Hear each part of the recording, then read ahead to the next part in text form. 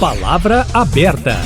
Numa semana marcada por uma grande reunião entre Supremo Tribunal Federal, Congresso e o governo para chegar a um acordo sobre a polêmica em torno do pagamento de emendas parlamentares, os gastos do dinheiro público voltam ao centro dos debates. O ministro do Supremo, Flávio Dino, havia determinado a suspensão da liberação das emendas, também chamadas de impositivas ou emendas PIX, até que governo e Congresso criassem medidas para rastrear o destino dos recursos e dar transparência ao processo. No início desta semana, um almoço convocado pelo presidente do STF, Luiz Roberto Barroso, serviu para que os três entes avançassem em medidas para normatizar o pagamento das emendas. Aliás, 2024 tem como um dos maiores destaques na economia o rigor nos gastos públicos, com a busca pelo cumprimento da meta fiscal. O grande objetivo é zerar o rombo no orçamento, ou seja, não gastar mais do que a arrecadação de impostos. O presidente Lula chegou a dizer que não seria obrigatório cumprir a meta fiscal se houvesse, nas palavras dele, coisas mais importantes para fazer. Diante do cenário de incertezas, o governo anunciou inclusive o congelamento de 15 bilhões de reais do orçamento. Afinal de contas, o Brasil vai conseguir cumprir a meta porque ela é importante para o país. E se a meta for descumprida para atender a políticas sociais? Para debater o assunto, Kátia Pereira e eu, Eustáquio Ramos, estamos recebendo agora no Palavra Aberta o economista-chefe da FIENG, a Federação das Indústrias de Minas Gerais, João Gabriel Pio. Olá, João Gabriel, obrigado pela presença. É um prazer estar aqui e poder falar um tema tão importante para a economia brasileira. Bem-vindo e damos as boas-vindas também a Wesley Cantelmo, que é integrante da Associação Brasileira de Economistas pela Democracia. Obrigada pela presença, bem-vindo. Eu que agradeço, Kátia, agradeço ao Eustáquio, também agradeço ao João, para a gente poder conversar sobre assunto que é fundamental aí para o futuro do país. Começando pelo João Gabriel. João, é indispensável para a economia brasileira cumprir a meta, ou seja, zero déficit no orçamento? Não, sem dúvida nenhuma, é extremamente importante para a economia brasileira ter um regime fiscal crível, sólido. E eu acho que é interessante pontuar, né, que independente do tipo de governo, seja de direita, esquerda, centro, todo governo ele tem gastos. O que difere de um governo do outro é o tamanho desse governo na economia. Ele pode ser grande, pode ser pequeno, né, mas todo governo ele tem um gasto. Dentro dessa estrutura, então que a gente parte do pressuposto que o governo tem que ter gasto para a sociedade funcionar, isso é indispensável, ele precisa captar recursos. Como que ele capta recursos? Basicamente através de tributação e financiamento. Então, o financiamento, ele vai no mercado financeiro, capta empréstimo e, é claro, né, realiza ali sua despesa, seu gasto, e no futuro ele tem que devolver esse dinheiro com juros. Então, esse é basicamente o funcionamento, né, do gasto do governo, do papel do governo na sociedade. Aí, nesse contexto, o regime fiscal, ele entra basicamente para atribuir um conjunto de normas, regras e leis para balizar o gasto do governo. E é interessante pontuar, Eustáquio, né, Wesley, que o Brasil, desde a Constituição de 88, ele tem um regime fiscal. Isso é importante salientar. Lá em 88, né, a gente teve a regra do ouro. Ela foi muito importante no período, ao longo do tempo ela sofreu algumas distorções, ela deixou de existir. Em meados dos anos 2000, nós tivemos uma medida extremamente importante para o Brasil, que foi a Lei de Responsabilidade Fiscal, seguida pelo regime de metas de resultado primário. Ele foi muito importante, muito positivo em um certo período. Para vocês terem uma ideia, no período entre 2003 e 2008, a gente teve um superávit primário de 4% do PIB. Hoje é impensável isso, né, na dinâmica de hoje de gasto do governo. Porém, né, dado ali a dinâmica e as manobras que foram se alocando nesse regime de metas, né, ele acabou sendo distorcido. Né, a gente teve lá a contabilidade criativa, e a gente lembra do período da Dilma que o endividamento público explodiu. Posteriormente tivemos o teto de gastos, aí de fato... No governo Temer? No governo Temer, em 2017. Né, apesar dele ter sido muito importante para reduzir o endividamento público, ele de fato era muito restritivo. E a gente sentiu isso na pandemia. Né, quando a gente precisou ali de uma certa flexibilidade, ele era muito restrito e ele acabou no final sendo conhecido como teto furado. Então agora nesse momento, no momento vigente, né, a gente tem o novo arcabouço fiscal. Né, e eu costumo falar para as pessoas que me perguntam sobre ele algo muito interessante, porque ele é um exemplo didático, realmente que vai entrar em livro-texto, porque ele mostra o efeito e como o regime fiscal impacta a economia e a vida das pessoas. Porque vamos só dar um passo atrás. Qual que era a situação econômica da sociedade no momento que antecedeu o novo arcabouço fiscal? A gente vinha de uma eleição, extremamente polarizada. No período de transição foi aprovada uma PEC que liberou 140 bilhões de reais, sem dizer de onde viriam os recursos para financiar. Então aquilo gerou uma incerteza muito significativa na sociedade. Resultado, todos os indicadores econômicos refletiram essa percepção de risco elevado da economia brasileira. A gente pode pegar o Credit Default Swap, que é o CDS, a gente pode pegar a expectativa de inflação, a taxa de juros Selic a 13,75, a taxa de câmbio a 5,40, né? Então, o ambiente econômico era muito incerto. Só que a partir de março e abril de 2023, olha que interessante, todos esses indicadores melhoraram significativamente, muito. O Credit Default Swap, o CDS, caiu no seu nível mínimo histórico. Né? E melhoraram por quê? Que você falou assim, olha que interessante. Então, esse que é o ponto. Quando a gente olha todos os indicadores, e algum de vocês devem lembrar, que foi muito noticiado na mídia, né, que algumas agências importantes a nível internacional melhoraram o grau de investimento do Brasil. Vocês lembram? Standard, a Fitch, a Moody. Então, o ambiente, né, de incerteza que tinha anteriormente, ele foi melhorado. E por quê? Pelo novo arcabouço fiscal. Ele não era tão restritivo quanto o teto de gasto, mas ele inicialmente ele permitia um controle do endividamento público. Isso foi fundamental. Qual a situação que nós temos hoje? Olha que interessante. Né? Houve uma inversão. Quando a gente olha todos os indicadores econômicos, o CDS, né, a taxa de juros, o câmbio, né, chegou aí a 5,50 hoje, né, se eu não me engano. Né, a taxa de juros no início do ano, a expectativa era que ela fechasse o ano em torno de 9%. Hoje há a probabilidade de até ela aumentar para 10,75%. Então a gente vê a deteriorização de todos os indicadores econômicos. E por quê? Arcabouço fiscal. Né, ao longo desse ano, e na verdade ao longo do ano passado e início desse ano, o governo tem mostrado incapacidade de cumprir a própria meta que ele estabeleceu. Isso tem um reflexo direto na percepção de risco do Brasil. A gente ainda quer te ouvir mais, mas vamos ouvir também aqui inicialmente o Wesley Cantelmo, que é integrante da Associação Brasileira Economistas pela Democracia. A gente falava aqui no início, né, lançou aqui algumas questões, o Brasil vai conseguir cumprir a meta, por que a meta fiscal é importante? Na sua avaliação, uma meta fiscal ela pode ser descumprida para atender a políticas sociais? Então, Kátia, bom, primeiro assim, eu tenho uma visão um pouquinho diferente da do João, o que é super normal, porque se você encontrar economista que concorda, aí você pode fazer uma festa, porque é uma coisa mais rara do mundo, assim.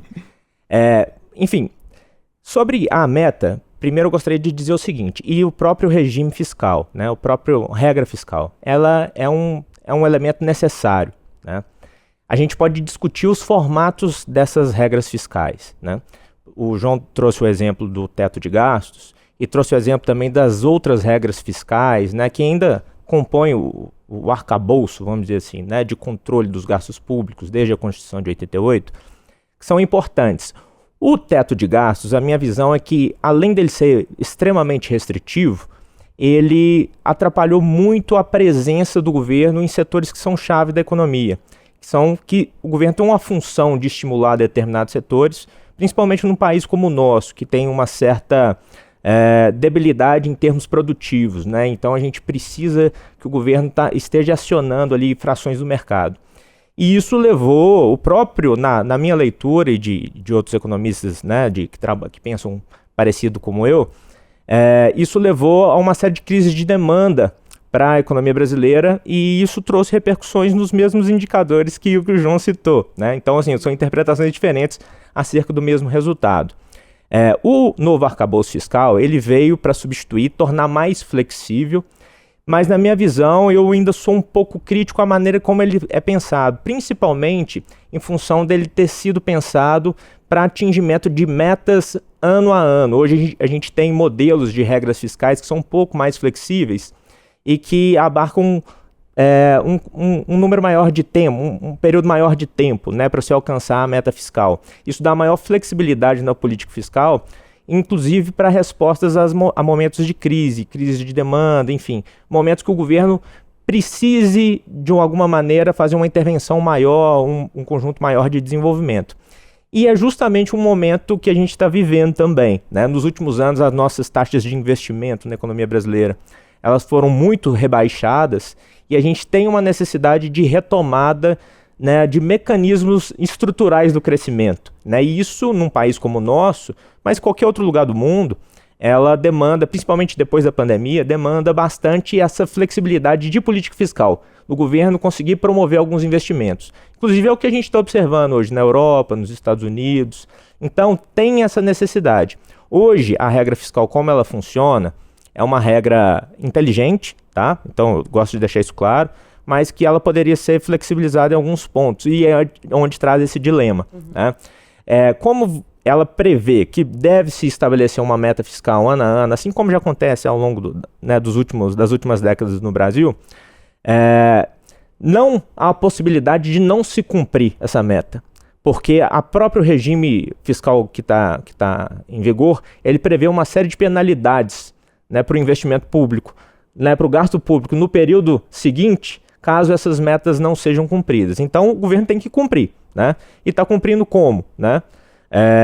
O Haddad fez uma proposta que eu acho até muito interessante de acoplar ao atingimento dessas metas, ao alcance dessas metas, por meio de medidas de maior justiça tributária, então trazendo novos elementos na base tributária, cobrando de quem, né, de grandes fortunas que não vinham contribuindo, para tentar equilibrar e manter um grau de investimento nas políticas públicas básicas, né, e do investimento público para estimular os setores produtivos. Isso teve alguma resistência no Congresso, né? E assim, as discussões nunca são fáceis, então é tudo muito complexo, os setores às vezes são beneficiados, outros nem tanto, etc. E as expectativas de receita, principalmente no primeiro semestre, elas foram um pouco aquém, né? Acho que a aposta da equipe do Haddad foi muito ousada nesse sentido. Então, para se cumprir a meta, teve que colocar agora esse corte de 15 bi, na verdade, assim, entre contingenciamentos e bloqueios, né? Necessário para fechamento. Agora, o que o presidente Lula disse a respeito do não cumprimento, na verdade, seria uma alternativa que já passou até o time, agora a gente vai até o final do ano mesmo com essa meta fiscal, que era justamente de alterar a meta, né? Porque o arcabouço fiscal que foi aprovado ano passado, ele prevê um escalonamento, né, de anos para que se atinja a meta zero, né? Certo. O déficit zero. E então esse ano foi proposto um determinado superávit, para o ano que vem já um déficit zero. Então o governo mandar uma proposta para o Congresso para alteração dessa meta fiscal, né? E a equipe econômica acabou optando por não fazer isso, então isso leva a esses cortes. Voltando a palavra ao João Gabriel, na sua avaliação, por que o governo está tendo dificuldades em cumprir a meta? Está sempre com rombo no caixa. É irresponsabilidade? O Estado está muito inchado? É necessidade de políticas públicas da própria sociedade? Ou é um viés mais social deste governo de privilegiar programas sociais, benefícios? Olha, eu acho que o ponto central colocado muito bem pelo Wesley, eu acho que o regime fiscal, o novo arcabouço fiscal, ele foi muito bem pensado. Eu concordo, ele tem mecanismos e gatilhos, né, que permitem ele uma certa flexibilidade do governo. Então ele tem a meta e ele tem bandas. Então, por exemplo, né, só complementando o Wesley, né, apesar do contingenciamento, né, o Instituto Federal, né, Independente, né, o IFE, né, do Senado, ele mostrou que para o governo atingir a sua meta, então que ele mesmo propôs, ele precisa de um superávit primário de agosto até dezembro de 68 bilhões de reais. Então esse contingenciamento de 15 bilhões não chega nem perto disso. Então provavelmente ele não vai nem cumprir a meta mesmo, né, congelando gastos. Mas onde que está o problema? Irresponsabilidade, necessidade da população mesmo, políticas sociais, eu acho que é um conjunto de política, né? A gente elegeu um partido que tem ali a sua percepção que gasto é o caminho do desenvolvimento, tem que ser respeitado isso. E o que a gente percebe que a partir do novo arcabouço fiscal, eles pautam muito no aumentar a receita. Toda a ação do governo é basicamente tentar aumentar a receita federal. Ele não olha nunca no ponto de vista da despesa. Quando a gente olha... E aumentar a receita significa aumentar impostos. Exato. Achar ali algumas lacunas, tentar antecipar. E quando a gente olha a carga tributária do Brasil, ela é acima de 30%. E hoje, quando você cita aí a palavra despesa, que o governo não olha para a despesa, qual que é a principal despesa e que poderia ser revista? Olha, a gente tem a máquina pública muito gigante, né? Então ali, eu acho que o ponto central que a gente precisa discutir, todo mundo é favorável a gasto da educação. Quem não é? Isso aumenta a produtividade, aumenta a competitividade da economia. Todo mundo é favorável com mais gastos para a saúde. Saúde é um elemento essencial para o desenvolvimento econômico, aumento de produtividade e, né, competitividade da economia brasileira. Qualquer empresário é a favor disso. Tá? Eu acho que isso é importante salientar. Só que quando a gente olha no globo, né, no global das despesas do governo, você tem uma série de ineficiências. Eu repito, a carga tributária do Brasil é similar a país desenvolvido. O que a gente tem de retorno na sociedade? A gente tem falta de segurança, a gente tem falta de saúde, uma educação pífia. Então o governo, ao invés de tentar ajustar o seu equilíbrio fiscal por meio da receita, ele deveria olhar a despesa. Uma reforma administrativa, a reforma tributária é algo foi muito positivo, de fato, apesar de ter ali alguns percalços. Mas é muito a se avançar ainda. Uma reforma administrativa é essencial para se pensar nessa redução de despesa do governo. Ô Wesley, e você como integrante da Associação dos Economistas pela Democracia, como privilegiar os mais necessitados, os mais pobres, com políticas sociais ali voltadas para esse segmento, mas não gastando muito e não extrapolando a meta, não deixando o caixa do governo no vermelho? Não, então, Eustáquio, aí é um ponto que eu divirjo bastante, assim, até do que o João colocou. Primeiro, o gasto do governo, pelo que a gente vê na história econômica de todos os países, dos países que se tornaram países desenvolvidos, essa nunca foi a preocupação central, né? Na verdade, todas essas economias conseguiram crescer e se desenvolver a partir, em diferentes modelos, inclusive, a partir de gastos do governo. Então, eu até tenho acompanhado bastante a visão do André Lara Rezende e tenho concordado com ele, que aqui no Brasil a gente tem até uma certa camisa de força ideológica nesse sentido, né? Que coloca luz demais sobre esse assunto. Inclusive sobre a questão da dívida pública, né? Que é de certa forma demonizada, né? E colocado né, como uma crise. E, na verdade, a dívida pública é um mecanismo essencial para o financiamento de uma economia, do desenvolvimento, de mudança de patamar estrutural. Então eu tenho uma visão assim, bem diferente.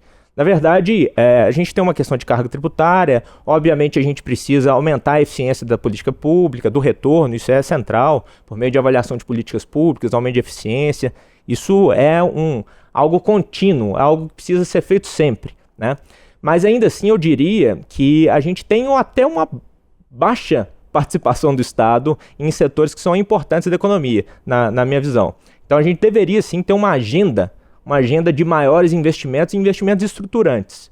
E aí tem algo que eu acho que está carente, esse governo tem uma ideia de retomar isso, mas ainda não conseguiu operacionalizar, que é uma visão de mais longo prazo de investimentos que são necessários e de um planejamento que permita aos agentes de mercado também formarem as suas expectativas, inclusive envolvendo, por isso que eu disse que hoje em dia tem regras fiscais que são mais flexíveis ao longo do tempo, que isso também é importante para os agentes de mercado, para que eles formem suas expectativas, mesmo que uma economia tenha que passar aí por 2, 3 anos de um déficit programado, para financiar as políticas públicas. Mas isso é um jogo aberto, né? É um jogo em que se verifica as possibilidades e se formam as expectativas, inclusive para os agentes de mercado. Então eu não diria que a gente tem um Estado inchado. Em qualquer área que a gente for discutir, destacando a questão de eficiência, sim, que precisa ser destacada, né, dos gastos, mas o que a gente demanda na sociedade são maiores investimentos, né?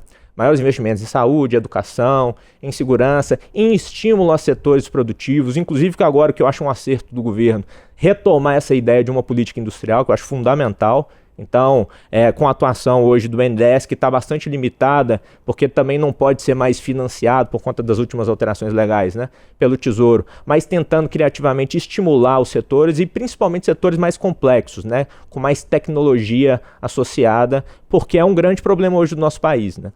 A nossa base de arrecadação também é bastante prejudicada porque a nossa economia ela é cada vez menos complexa, né? E mais especializada na exportação de artigos muito básicos, de pouco valor agregado. Isso é um problema sério nosso. Nós estamos encerrando o Palavra Aberta deste sábado. Discutimos se o governo vai conseguir cumprir a meta fiscal, ou seja, não gastar mais do que arrecada. Recebemos no Palavra Aberta o economista-chefe da FIENG, a Federação das Indústrias de Minas Gerais, João Gabriel Pio. João, obrigado pela presença, um grande abraço. Eu que agradeço por participar desse programa tão importante para Minas Gerais. Obrigada e agradecemos também a Wesley Cantelmo, que é integrante da Associação Brasileira Economistas pela Democracia. Obrigada pela contribuição, até a próxima. Obrigado, Cátia, obrigado, Eustáquio, obrigado, João. Prazer. E lembrando que o Palavra Aberta, além de ir ao ar todos os sábados, 8h20 aqui no Jornal da Itatiaia, fica disponível também nas nossas plataformas digitais, principalmente o YouTube.